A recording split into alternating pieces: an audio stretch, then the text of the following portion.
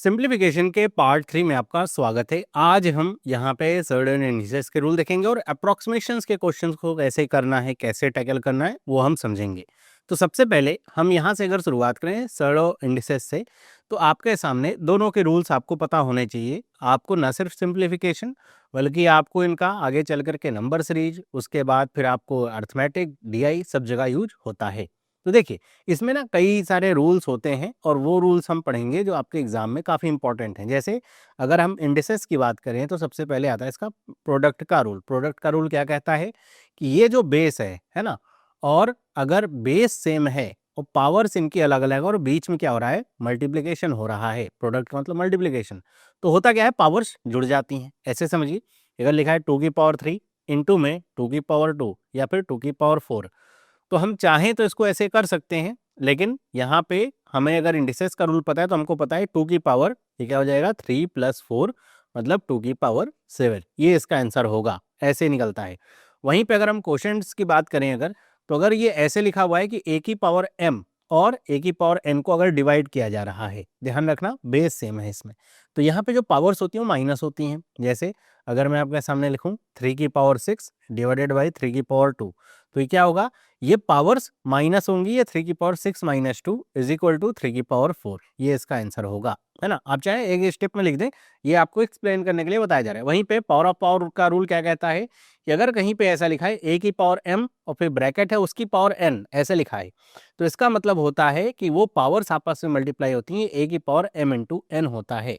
जैसे अगर मैं लिखूं 2 की पावर 3 और इस पूरे की पावर 4, तो इसका मतलब क्या होगा, 3 की पावर 4 नहीं लिखना, वो अलग चीज है। ये 2 की पावर 3 और इसके बाद इसी 2 की पावर 3 का ऐसे 4 लिखा है, तो ये क्या हो जाएगा, 2 की पावर 3 गुणे 4 मतलब 2 की पावर में 12, है ना।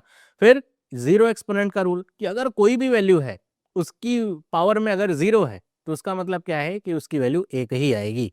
तो यहाँ पे ध्यान रखने वाली बात है, एक कभी जीरो नहीं हो सकता। मतलब यहाँ पे ऐसे नहीं कह सकते कि सर 0 की पावर 0 का मतलब भी फिर तो 1 होना चाहिए, तो ये यहाँ पे नहीं कहा जा रहा है। आप कोई बड़ा सा बड़ा नंबर ले लीजिए, जैसे मैंने लिखा 256 की पावर 0, तो इसका मतलब ये 1 ही है ना। नेगेटिव एक्सपोनेंट्स की बात करें कि अगर कोई भी ऐसा नंबर लिखा हुआ है जिसकी पावर नेगेटिव में है, जैसे 4 की पावर -3 या -5, इसका मतलब ये है, आप इसे कुछ ऐसे लिख सकते हैं 1/4 की पावर में 5, या फिर उल्टा अगर कहीं पे लिखा हुआ है 1/4 की पावर 5, तो आप इसे अगर ऊपर ले जाएंगे तो आप इसे लिखेंगे 4 की पावर में -5, है ना, ये होता है।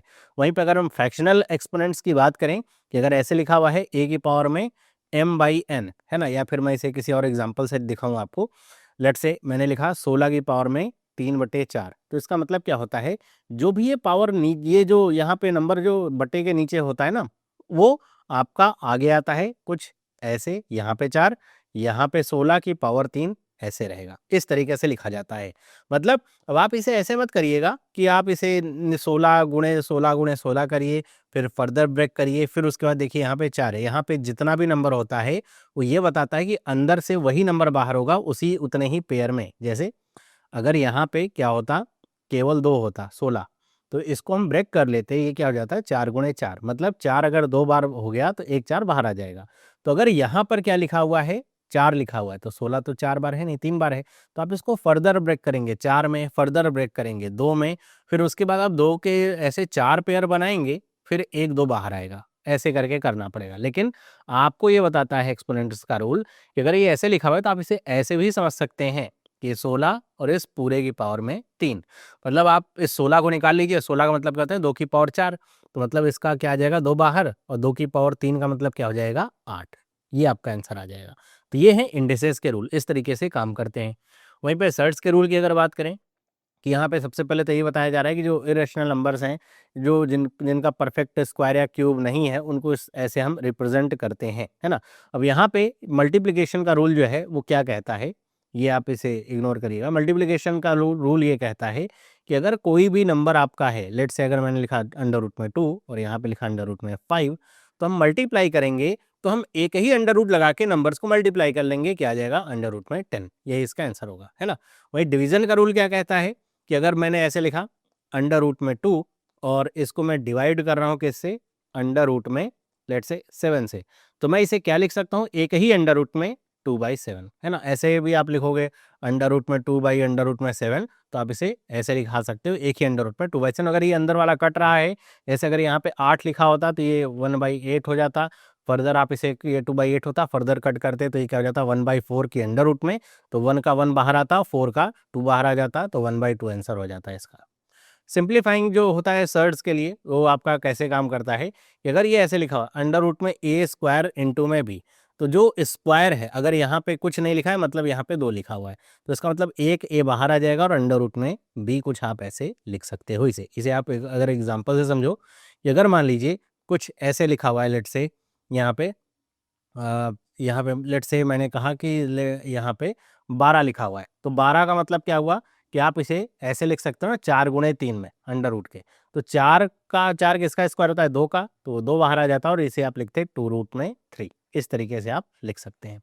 फिर अगर हम एडिशन और सब्ट्रैक्शन की बात करें तो इसमें थोड़ा ध्यान रखने वाली बात है कि अगर कहीं पे ऐसे लिखा हुआ है 3√2 और मैंने लिखा प्लस में, और यहाँ पे मैंने लिखा फिर 5√2, तो इसका एडिशन अगर कर रहा हूँ मैं, तो ये एडिशन तभी हो पाएगा जब यहाँ पे जो वैल्यूज़ है रूट वाली वो सेम हो। अगर ये ऐसा होता कि 5√3 होता, मैं कहता एडिशन करने के लिए, तो आप ये नहीं कहते कि 5 और 3 8, 3 और 2 5, ऐसे नहीं होता।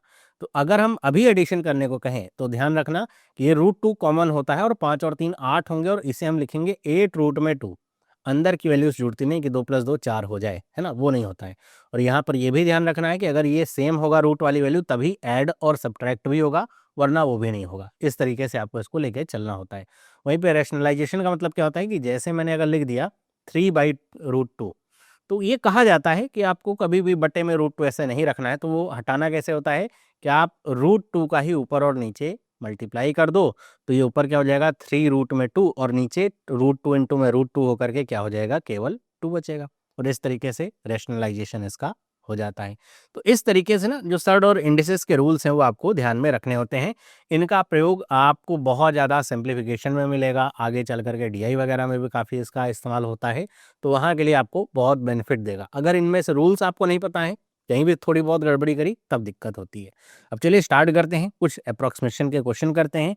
उसमें हमने जो अभी तक सिंप्लीफिकेशन के रूल्स वगैरह पढ़े हैं वो समझेंगे, और आखिर अप्रॉक्सीमेशन करने का मतलब क्या होता है उसे हम समझेंगे। जैसे आपके सामने एग्जाम्पल लिखा हुआ है या क्वेश्चन लिखा हुआ है 11.11% ऑफ 728.9909%, और ये इतना। अब सिंप्लीफिकेशन में बहुत सारे बच्चे इसको क्या करते हैं, अच्छा ये 11% लिखा है मतलब 10% कर दो, 728 लिखा है मतलब आप इसे 730 कर दो, तो ये कितना गया 73 आ जाएगा। यहाँ पे 9% लिखा है, इसको भी 10% कर देते हैं। 330 लिखा हुआ है तो हम इसे 1300 कर देते हैं, तो 10% अगर हम 1300 का निकालेंगे तो इस तरह से आप निकाल सकते हो। यहाँ पे ना बहुत ज़्यादा आप आगे बढ़ रहे हो, जंप इतना ज़्यादा नहीं करना है। सबसे पहले तो आपको ऑप्शंस को देखना है कि ऑप्शंस कितने पास पास हैं। तो अगर आप ऑप्शंस देखोगे कि काफ़ी पास पास हैं और वहाँ पे आपने अगर जंप लिया, तो ये भी हो सकता है कि आपको ज़्यादा बड़ा नंबर मिल जाए। और जैसे मैंने कोई बड़ा सा जंप लिया, आना चाहिए आंसर 202, आ गया मेरा 212। मान लीजिए मेरा आंसर आ गया 214, तो मैं यही सोचूंगा अच्छा 212 के पास है, ये लगा देता हूँ। वहीं पे होती है यहाँ पे अप्रॉक्सीमेशन में गड़बड़ी। आप ये देखिए कि जो अप्रॉक्सीमेट करने की चीज़ है केवल आप उसे ही अप्रॉक्सीमेट करिए। अप्रॉक्सीमेट करने का ये मतलब बिल्कुल नहीं है आप एकदम आँख बंद करके अप्रॉक्सीमेट करिए। जितना कम अप्रॉक्सीमेट आप करेंगे, जितनी पास की वैल्यू आप लाएँगे, उतना ही बेटर आप आंसर कर पाएँगे। जैसे मुझे पता है 11.11% का मतलब और कुछ नहीं होता, ये 1/9 होता है।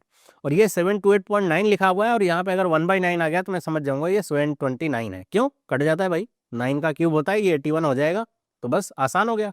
यहीं पे 9.09 ये मैंने आपको बताया हुआ है, ये 1/11 होता है। और ये क्या लिखा है 1330.9, तो मैं इसे 1331 लिख सकता हूँ। और ये मैं अगर 11 से काटूंगा तो ये मुझे पता है 11 का क्यूब पता है 121 हो जाएगा। अब बस इसे मुझे जोड़ लेना है, 112 और 80, 200 और 202, बी वाला ऑप्शन इसका करेक्ट हो गया। समझ में आ रही बात? मतलब क्या है, अप्रॉक्सीमेट करिए लेकिन उतना ही करिए जितने जरूरी है ना। अब मैं 1330 को अगर मैं अप्रॉक्सीमेट करके सर 1400 लिख दूं, तब तो फिर बहुत बड़ी गलती हो जाएगी ना। फिर आपको ये भी ध्यान रखना होता है अप्रॉक्सीमेशन करते हुए कि आप कितना बड़ा नंबर लेकर के अप्रॉक्सीमेट करके चल रहे हो। अगर आपने बहुत बड़ा बड़ा जंप लिया है तो उसका मतलब आपको आंसर भी बहुत ज़्यादा डेविएशन उसमें देखने को मिलेगा। अगले क्वेश्चन पे आते हैं। 124.98, सिंपल सी बात है, सबको समझ में आ रहा होगा। 125% ये लिखा हुआ है। 840.5, तो मैं इसे 840 ही ले लेता हूँ, है ना, आसानी से कट जाएगा। 37.52, 37.5 टू 37.5 ही तो लिखा हुआ है ना, बस उतना आप इसको लिख लीजिए, क्या होता है 3/8 होता है। ये 639.98 को हम 640 ऐसा समझेंगे। अब आप 125% की वैल्यू तो जानती है वो क्या होती है, 5/4 इंटू में 840 प्लस में 3/8 इंटू में 640, जो कट रहा है काट दीजिए, 8 से कट जाएगा ये, 4 से कट जाएगा ये, 210 आ जाएगा। बस आपको जोड़ लेना है, 21 गुणे 5 कितना होता है, तो ये हो जाएगा 1050, 8 तियाँ 24 हो जाएगा। अब आप इसे जोड़ लीजिए, 1290 इसका आंसर आ गया, बी वाला ऑप्शन इसका करेक्ट है। बस इतना ही करना है आपको। आगे बढ़ते हैं। अब लिखा हुआ है 18.003 की पावर 3, फिर आपके सामने ये लिखा हुआ है, आपके ये स्क्वायर्स या स्क्वायर्स रूट आपके लिखे हुए हैं, और 3.99, ये तो आपको समझ में आ रहा होगा, ये 4 लिखा हुआ है।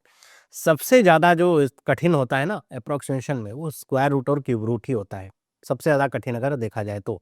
अब यहाँ पे ये 18 का क्यूब ही है ना, 18 का क्यूब आपको अगर पता है, आप लिख सकते हैं तुरंत कि भाई 18 का क्यूब इतना होता है।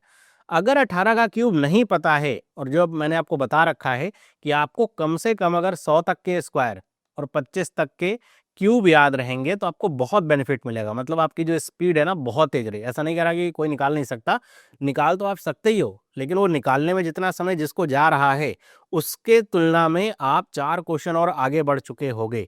तो इसलिए जो आपको याद रखने वाली चीज़ें हैं मैथ में, वो आपको याद रखनी ही पड़ेंगी अगर आप स्पीड चाहते हो, आगे निकलना चाहते हो। तो अगर आपको 18 का क्यूब पता है, कितना होता है, 5832, वरना मैंने आपको बता रखा है क्यूब कैसे निकालते हैं।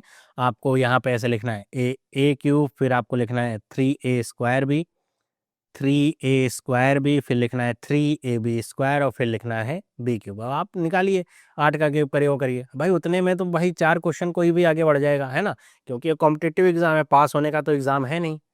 5832 माइनस में, अब यहाँ पे क्या है, फिर से वही बात आती है कि अगर आपको स्क्वायर याद होगा तो आपको कम से कम कुछ तो पता चलेगा कि इसके आसपास का स्क्वायर है। उसकी भी मैं आपको तरीका बताता हूँ कि अगर आप ये देख रहे हो कि 5183 लिखा हुआ है ना, आपको ये पता चल रहा है कि 70 से ज़्यादा का स्क्वायर है ना भाई। 70 का स्क्वायर कितना होता है, वो होता है 4900। अब 71 का स्क्वायर होगा या तो 72 का स्क्वायर होगा, उसी के आसपास का होगा, क्योंकि 5183 है, बहुत ज़्यादा बड़ा नंबर ये नहीं है। तो अगर मैं इसे 5184 के आसपास का रखूं, तो क्या मुझे कुछ मिल पाएगा? मुझे ऐसा लगता है कि 72 का स्क्वायर मुझे प्राप्त हो पाएगा। और अगर जिसे पता है कि 72 का स्क्वायर 5184 होता है, उसके लिए तो बहुत ही आसान क्वेश्चन है, 72। इसी तरह ये है 1400 आपका 43, 1444 था 38 का स्क्वायर, अगर पता है तो आप इसे एग्जैक्टली आप ऐसे 38 लिख सकते हैं, और यहाँ पर तो क्वेश्चन मार्क इंटू में 4 बना ही हुआ है। अब आपको क्या करना है, अब सारा खेल यहीं पे है कि अब आपको इसे सॉल्व करना है। कैसे आप सॉल्व करोगे? अब आपके पास चॉइसेस हैं, आप इसे मल्टीप्लाई करो। मल्टीप्लाई करने जाओगे तो दिक्कत होगी। मैं आपको क्या तरीका बताता हूँ कि आप इसे अगर सॉल्व करने चल रहे हो, तो आप इसे 2 तरीके से सॉल्व कर सकते हो। अब आप अगर मैं इसे 18 का क्यूब ही अगर यहाँ पे लिख दूँ, 18 गुणे 18 गुणे 18, तो शायद आपके लिए ये क्वेश्चन थोड़ा आसान हो जाए। कैसे?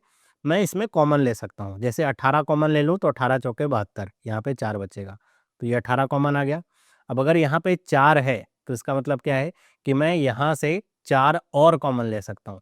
तो अगर ये 4 भी मैंने बाहर कॉमन ले लिया, तो मतलब यहाँ से 2, यहाँ से 2 मैं काट करके 9 गुणे 9 इसे लिख सकता हूँ। कितना हो गया? 81। 81 माइनस में यहाँ पे क्या है? 38। अब 38 आपका ये इसमें आपको माइनस करना है। सिंपल सी बात है, आप क्या करिए, 3 जोड़िए 41 होगा, 40 और जोड़ दीजिए, तो आपने कितना जोड़ा? 43। तो ये आ गया 72 इंटू में 43। बस ये आपको करना है। अब ये करने में कोई भी जितना तेज़ी से काम करेगा, और इसमें भी अच्छा, एक तो यहाँ पे 4 वाला आपका बचा ही हुआ है, तो आप क्या करिए 4 से डिवाइड भी कर दीजिए, ये और कटेगा, तो ये कितना हो जाएगा? 18 चौके 72, 18 गुणे 43, 18 चौके 72, 720, 18 गुणे में 3 कितना होता है? 18 तियाँ 54 होता है, 774, 774, सी वाला ऑप्शन इसका आ गया। मतलब आप एक ही क्वेश्चन को कितने अच्छे तरीके से आप उसको इंटरप्रेट कर सकते हो, उतने ही आप आसानी से उसे सॉल्व कर सकते हो। जो मैंने किया था शुरुआत में, उस तरीके से भी आप आगे बढ़ोगे, तो आपको कहीं न कहीं कॉमन लेने वाली चीज़ ही करनी पड़ेगी, आप अगर इसे आसानी से सॉल्व करना चाहते हो। वरना आपको ये आपको मल्टीप्लाई करने में बहुत समय लगेगा। तो आपको तुरंत अपने आप को स्विच करना है। अच्छा, मैं इसको यहाँ पे लिख भी लिया हूँ, तो ये 18 का क्यूब ही है। तो आपको ये, अगर मैं नहीं भी मिटाऊँ, तो आपको ये तो पता होना चाहिए ना 18 का क्यूब ही है। अगर मैं एक 18 इसमें से बाहर ले लूँगा, तो इसमें 18 का स्क्वायर बचेगा कितना? 324 बचेगा। फिर उसमें से भी और मैं कॉमन ले लूँगा, होगा, इस तरीके से आप करोगे। आगे बढ़ते हैं।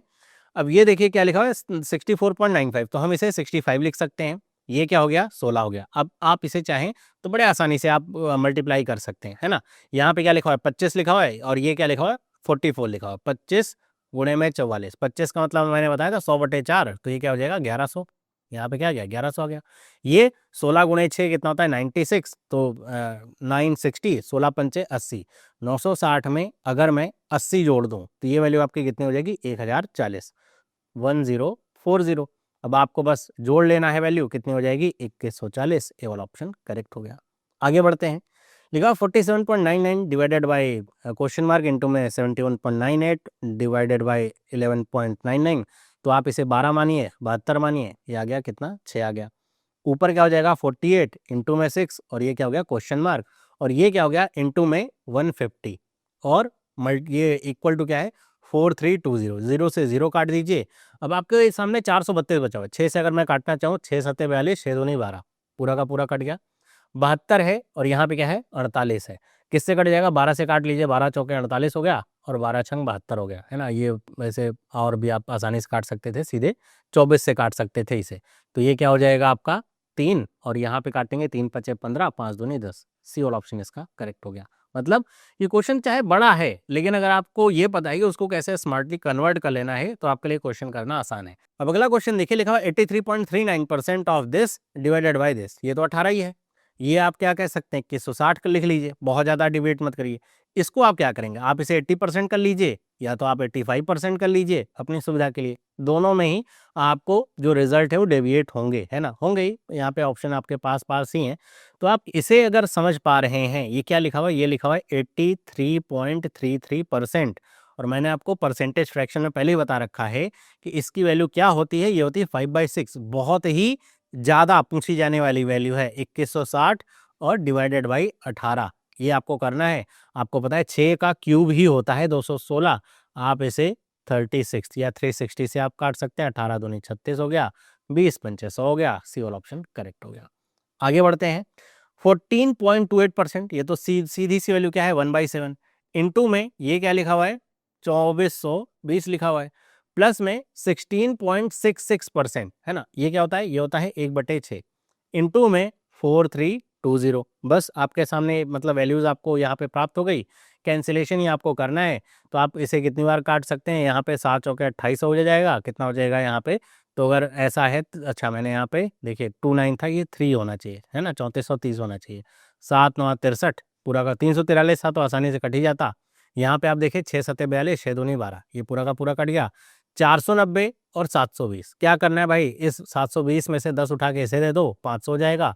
500 और यहाँ पे 710, 1210 लिखा 1023 डिवाइडेड बाई 15.99। सिंपल सिंपल सी बात है, 1024 डिवाइडेड बाई 16 आप इसे लिख सकते हैं।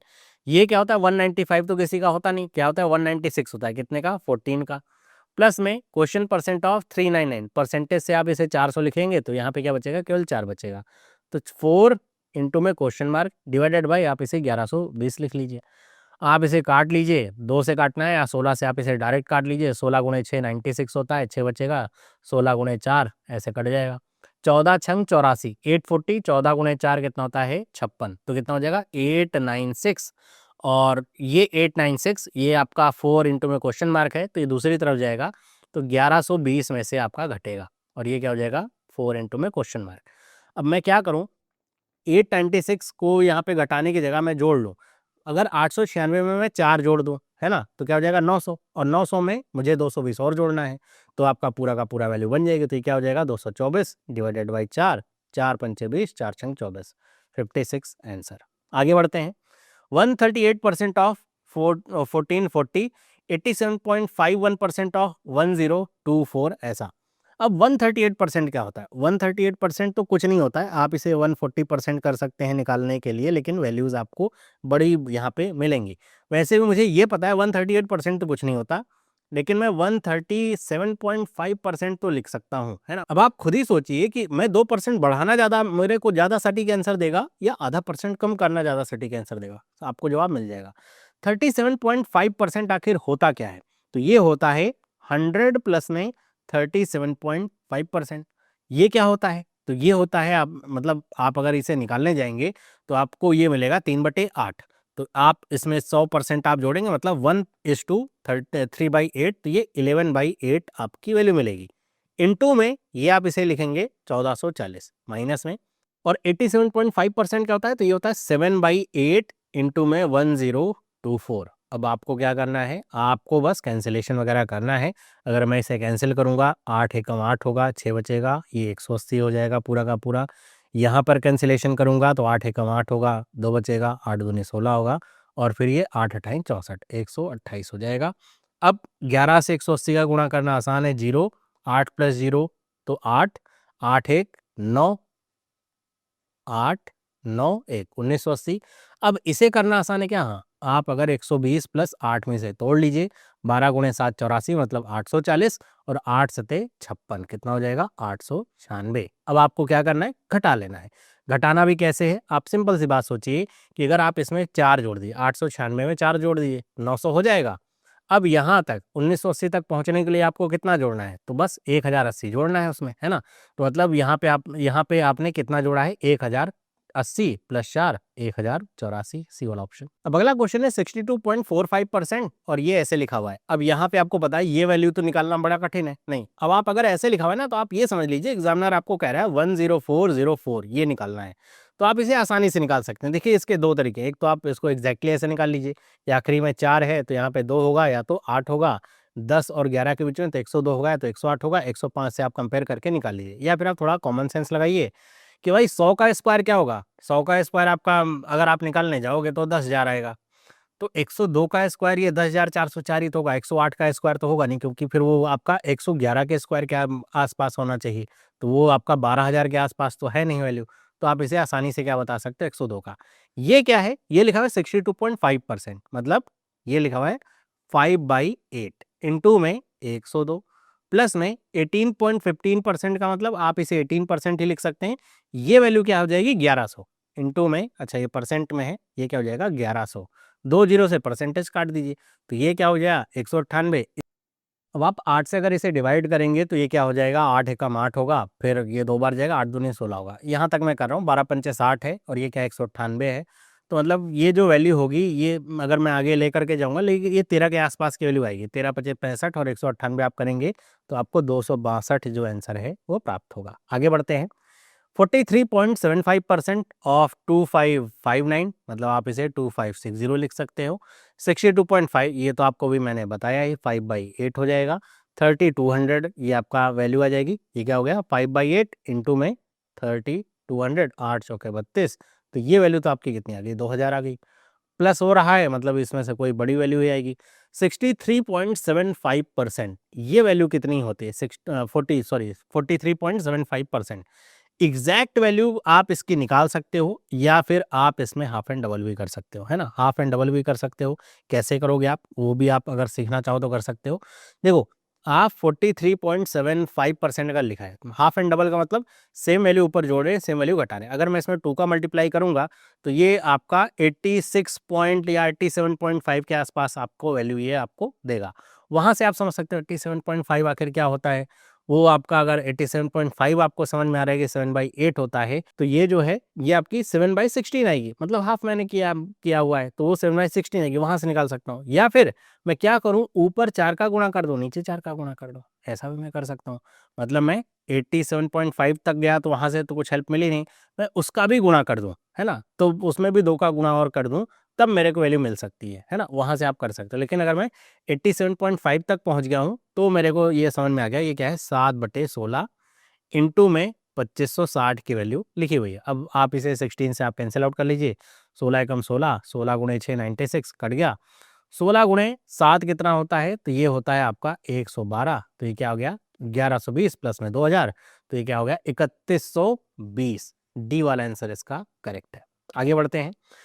ये क्यूब रूट में लिखा है 15,624.99। ये क्या लिखा? 15,625, जो कि किसका क्यूब होता है? 25 का। ये देखिए, अगर याद है तो डायरेक्ट मैंने लिख दिया। इंटू में 3480.95, 3481 किसकी वैल्यू होती है पता है? 40 से 60 वाली वैल्यू बताई थी मैंने, उसी में आपकी आती है 59 की वैल्यू होती है 3481। माइनस में 28.56% क्या होता है, 2/7 होता है। क्या होता है, 2/7 इंटू में 4900, तो काटूंगा तो 7 का आपका यहाँ पे 7 गुणे 7 हो जाएगा, ये 1400 आ जाएगा, टोटल वैल्यू 1400। 25 इंटू में 59 मुझे करना है। अब दो तरीके हैं कि मैं बटे 4 करके कर दूं, या तो मुझे पता है 59 का मतलब क्या है, 60 माइनस 1 के है। 25 गुणे 6 कितना होगा, 15, यहाँ पे 150 होगा, मतलब 1500 हो जाएगा, उसमें से 25 से घटा लेना है, मतलब क्या वैल्यू आ जाएगी, 1475 माइनस में 1400। डी वाला ऑप्शन इसका करेक्ट है। आगे बढ़ते हैं। 187.5% ऑफ 1535.9, 185 का मतलब यही हो गया 1 प्लस में 7/8, यही हो गया। तो ये क्या हो जाएगा, 15/8 इंटू में 1536 प्लस में 141.66%। बहुत सारे बच्चे इसको 140 कर लेते हैं, जबकि अगर आपको पता है 41.66% आपको समझ में आता है कि ये वैल्यू होती है 5/12 की।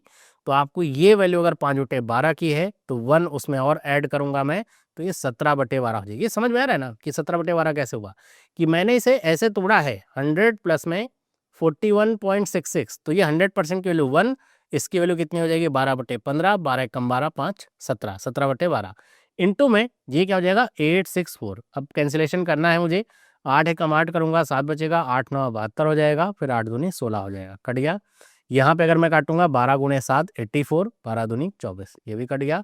अब मुझे अब यहाँ पे जो सिंप्लीफिकेशन करना है वो मुझे अगर चाहूँ तो मैं इसको मल्टीप्लाई करके सीधा सीधा कर लूँ भाई, 15 की टेबल पढ़ लूँ, 17 की टेबल पढ़ लूँ, या तो थोड़ा सा स्मार्ट तरीका मैं लगा सकता हूँ।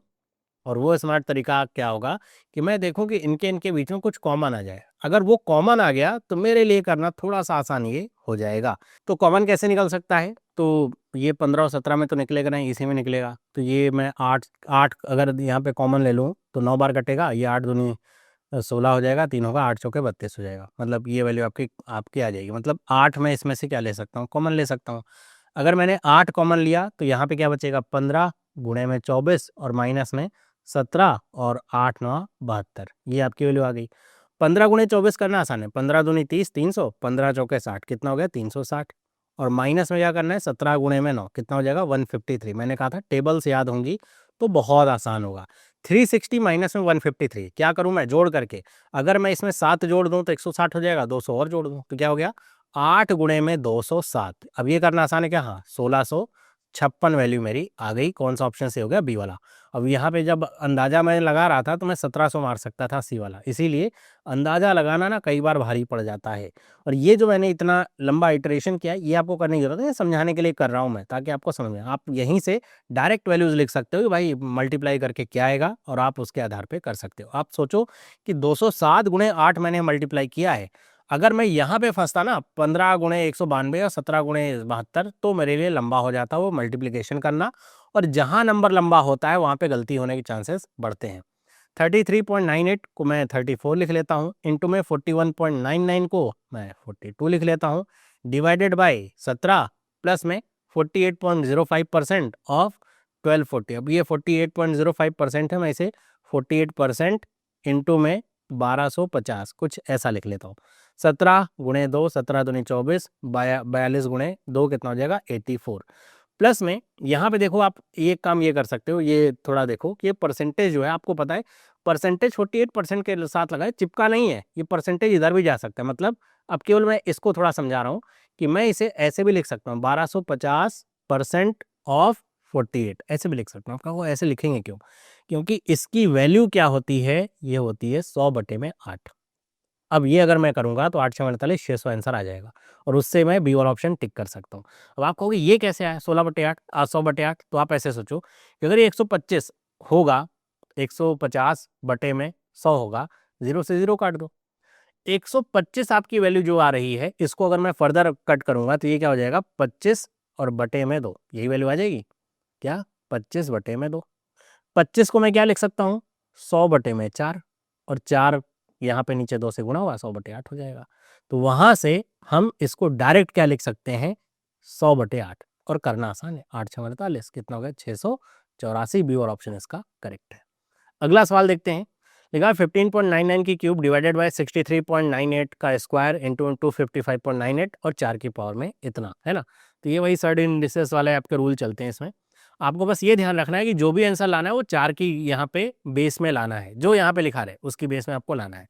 तो ये क्या लिखा हुआ है, 16 लिखा हुआ है। तो 16 का मतलब क्या हो जाएगा, 16 का मतलब आप इसे 16 का क्यूब ऐसे लिख सकते हैं, है ना, 16 का क्यूब लिख लीजिए, या फिर 4 की पावर में अगर लिखना है तो आप इसे 4 का स्क्वायर और पूरे का क्यूब डिवाइडेड बाय 64 हो जाएगा। ये 64 को आप क्या लिख सकते हो, 4 गुणे 4 गुणे 4, 4 की पावर 3 और इसकी पावर 2, इंटू में ये क्या हो जाएगा 256, 64 गुणे में 4, तो मतलब 4 की पावर 4, और ये क्या हो गया 4 की क्वेश्चन मार्क। अब आपको ये समझ में आ गया कि अभी हमने सर्ड और इंडिसेस के रूल पढ़े थे कि ए की पावर एन और उसकी पावर एन हो तो हम इसे क्या लिखते हैं, ए की पावर एम एन। 4 की पावर 2 की पावर 3 लिखो, चाहे 4 की पावर 3 की पावर 2 लिखो, मतलब ये क्या लिखा है 4 की पावर यहाँ पे 6, 4 की पावर यहाँ पे 6, आपस में कट गया, बचा क्या रह गया, केवल 4 की पावर 4। बेस अगर सेम है तो आप इनके पावर को कंपेयर कर लो, तो सी वाला आंसर इसका आ गया 4। आगे बढ़ते हैं, 1 डिवाइडेड बाय 6.99, तो आप इसे 1/7 लिख लो, 1/7 ऑफ 57.14%। 57.14% बस आपको पता होना चाहिए कि ये क्या है, मतलब ये आपको अगर समझ में आ गया उसके बाद कहानी खत्म है। वरना अगर आपने इसे 60% कर दिया फिर आपके लिए बड़ी दिक्कत है, क्योंकि आपने 60% किया, आंसर आपका डेविएट होना शुरू हो जाएगा। ये इसी 1/7 के ही साथ चलता है, ये होता है 4/7। इनटू में ये क्या हो गया 343। अब आप यहाँ से सोचो कि 7 की क्यूब क्या होती है, 343, 2 7 आप हटाओ यहाँ से, यहाँ पे केवल 7 बचेगा, 7 चौके 28 हो जाएगा, ये तो आ गया। 11.11% 1/9 इंटू में 6561, बस इसको मुझे कैलकुलेट करना है। 9 सतह 63 हो गया, यहाँ पे क्या बचे, यहाँ 9 सतह 63 हुआ, यहाँ पे क्या बचा 2 बचा, 9 दूनी 18 हुआ, 9 9 81 हुआ, कितना गया 729। 28 29 कितना हो जाएगा 47। बी वाला ऑप्शन इसका करेक्ट है, 747। आगे बढ़ते हैं, क्वेश्चन मार्क माइनस में ये वैल्यू है, फिर से मैंने कहा अगर पॉइंट में 98 समथिंग समथिंग आप इसे 6 मानोगे तो ये क्या हो जाएगा 18496। अब आपको पता है, आप ऐसे 2 स्लैश करो, 6 आ रहा है मतलब या तो आखिरी में 6 होगा, या तो 4 होगा, या तो 6 होगा। 184 किसके इसके बीच में है, 13 और 14 की पावर के बीच में है, तो या तो 134 या तो 136। कंपेयर किससे करना होगा, 135 से, तो ये तो 25 आ जाएगा। 13 में गुणा किसका करना होगा, 14 का, 13 गुणे 13 169, और 13 गुणे 14 182, 18,225, ये क्या है 18,496, मतलब ये वैल्यू किसकी है 136 की है। तो आप इसे डायरेक्ट ऐसे लिख सकते हो, क्वेश्चन मार्क माइनस में 136 और डिवाइडेड बाई आपका क्या है 17 के है। अब आपको पता है ये 8 बार में कट जाता है, तो वो आपके लिए और आसान है। क्वेश्चन मार्क माइनस में 8 और गुणे में क्या हो जाएगा 56, और यहाँ पे क्या है 16 का स्क्वायर, 16 का स्क्वायर कितना होता है 256। अब बस इसे मल्टीप्लाई करना है, 8 पंचे 40, 400, 8 छंग 48, 448 आ गया। ये माइनस है, ये इधर जाकर के प्लस हो जाएगा, ये मतलब 448 हो जाएगा। 4 2 6, 5 4 9, 8 6 14, मतलब आपका 704, ये वाला ऑप्शन इसका करेक्ट है। अब अगला क्वेश्चन देखते हैं, 13.99, मतलब ये 14 लिखा हुआ है, इंटू में 18 लिखा हुआ है, इंटू में 8 लिखा हुआ है, माइनस में 14.66%, मतलब 5/12, इंटू में 4176 कर लेंगे। अब क्या करें, बस से कैंसिल आउट करें, कितनी बार जाएगा 3 बार, ये आपका 57 4 और ये 8, कितना कट गया। अब आपके पास 2 तरीके हैं इसको सॉल्व करने के, आप कॉमन लेकर के कर सकते हो, है ना। कॉमन आप 348 में से अगर आप निकालोगे कॉमन, तो आप 8 चौके 32 करो, 8 से तो जाएगा नहीं, 4 आप निकालोगे, 4 से ये कट जाएगा, 4 से कटेगा, इधर भी 4 आएगा, लेकिन ये 87 हो जाएगा, फिर तो ये प्राइम नंबर के ऐसा श्रेणी में आ जाएगा। 87 मेरे ख्याल से किसी में और आता नहीं है, तो ये आपका मतलब कठिन वैल्यू जाएगी। प्राइम नंबर अगर नहीं भी ऑड नंबर हुआ तो आप इधर से आप कुछ ले नहीं सकते, तो आप क्या करो मल्टीप्लाई कर लो, 14 गुणे 18 कर लो, कितना हो जाएगा 8, 18 गुणे 1 करोगे तो ये आपका कितना हो जाएगा 180, 18 गुणे 4 72, तो ये आपका कितना हो जाएगा 252, इंटू में क्या हो जाएगा 8। अब मैं इसे 252 को 250 प्लस 2 में ब्रेक कर लो, 25 गुणे में 8 200 होता है, तो 250 गुणे में 8 कितना हो जाएगा 2000, और 8 दूनी 16, तो ये क्या हो गया 12016, माइनस में मैं इसे क्या करूँ 2 से डिवाइड कर दूँ, तो ये क्या हो जाएगा 1740। बस यही वैल्यू आपको लानी है, अब बस आपको माइनस कर लेना है। अब आप अगर इसमें वैल्यूज़ लेकर के आप चलना भी चाहते हो, मतलब इसको और आगे बढ़ाना भी चाहते हो, तो मैं क्या करूँ, अगर मैं इसमें क्या ऐड कर दूँ कि अगर मैं इसमें 76 ऐड कर दूं, तो ये क्या हो जाएगा 1816 हो जाएगा, और उस 1816 में 200 और जोड़ दूं मैं, तो ये 2016 हो जाएगा। तो इसका आंसर क्या आ जाएगा, ए वाला 276। आखिरी सवाल आपके सामने है और मैं इसे होमवर्क के तौर पे आपको दे रहा हूँ। आप इसे इसी तरीके से करके बताइएगा और इस तरीके की अगर प्रैक्टिस होती रहेगी आपकी, तो आप देखोगे कि जो क्वेश्चन होते हैं, आप अगर उन्हें सही तरीके से विजुअलाइज़ कर लो कि किस फॉर्म में ब्रेक करना है और कुछ चीज़ें आपको पता रहें। जैसे आपको परसेंटेज टू फ्रैक्शन की वैल्यू पता रहे, इसके अलावा आपको 100 तक के स्क्वायर पता रहे, 25 तक के क्यूब पता रहे, 20 तक की टेबल्स पता रहे, तो आपके लिए कैलकुलेशन की जो स्पीड है वो आने में बहुत ज़्यादा समय नहीं लगता है। ज़्यादातर समय इन्हीं सब काम में लगता है और इन्हीं में होने वाली जो गलतियाँ होती हैं वो आपको और पीछे धकेलती हैं और आपका कॉन्फिडेंस लूज़ होता है ना? तो ये आप कर लो, आपकी स्पीड काफ़ी अच्छी हो जाएगी। मिलते हैं हम अगली वीडियो में। अगली जो क्लास है उसमें हम नंबर सीरीज़ स्टार्ट करेंगे। Missing number series, wrong number series क्या होती हैं, कैसे सॉल्व करते हैं, कितने पैटर्न होते हैं, वो सारी चीज़ें हम डिस्कस करेंगे। वीडियो आपको अच्छी लगी तो इसे लाइक करें। इसकी पूरी प्लेलिस्ट बना रखी है, सारी वीडियोज़ आपको वहीं पे मिल जाएँगी, वहाँ से जाकर के देखें और अपने कॉन्सेप्ट को इम्प्रूव करें। मिलते हैं अगली वीडियो में, सभी लोगों को बाय।